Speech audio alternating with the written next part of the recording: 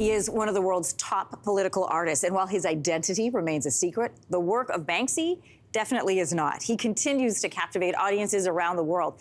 And starting tomorrow, more than 140 pieces of his art are going to be on display for Canadians to see in Toronto, including unseen prints and canvases, but you're going to get a chance to view them. Today, we're going to bring you a sneak peek at some of them, thanks to Michelle Boersma, who's the curator of the Art of Banksy exhibit. Welcome to your morning. Good to be here. Thanks for bringing in all of these pieces. You're going to tell us the story behind each of them, which I love. Yeah. But first of all, how do you know that it's an official Banksy piece? How do you authenticate a Banksy if we don't know who Banksy is? There's several ways of doing that.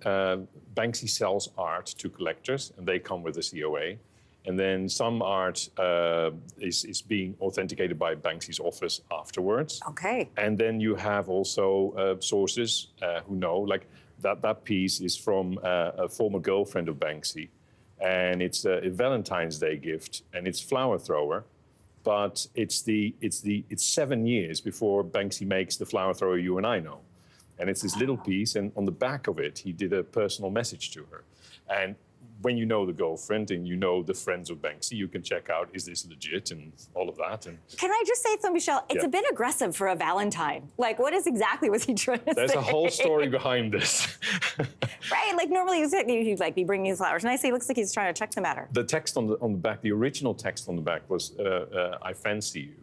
But when she later... But not I love you. No. Red flag number one.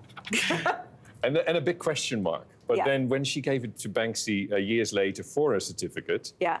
He took a grinder and he took off the text and he wrote a new text underneath it. From an admirer to Leonie Laws, which is the girlfriend, B. And then send it back without a certificate. Oh, that's a great story. And I know that, there's 140 pieces. All yeah. of them have great stories.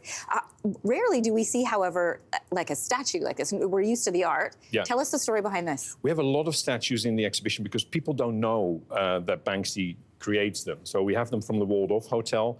This was made for 2005 for the Turf War exhibition, and it's based on Degas, a dancer. Mm-hmm. But she's dancing in oil and filth and dirt. It's been in several of Banksy's exhibitions, and I'm very proud that for us it's the first time we're showing it here in Toronto. Made of resin, and it's called... Yeah. The Dancer. The Dancer, okay. And then this last piece here, this is very cool. What's the story behind this? So during the Iraq War, there was a huge anti-Iraq demonstration in London. And Banksy and his team made huge placards on wooden sticks and gave them out. Nobody knew that they were Banksy. So and the wood was really heavy. So afterwards, everybody chucked them away. We've been able to get the full set of things. And they also had these leaflets.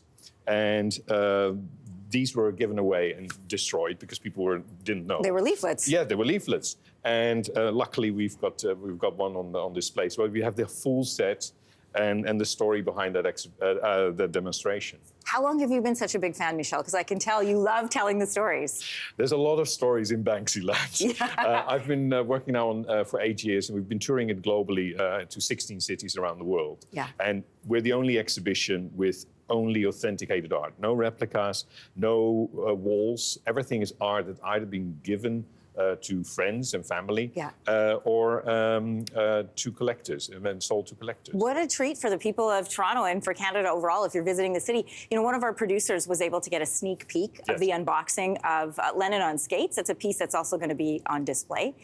What is the process like for curating? Like, how long does it take to get this many pieces together? So I work with around 45 collectors, and so I know what they have. But then sometimes, like with Mona Lisa, which is also for the first time on display, was owned by a Hollywood friend of Banksy.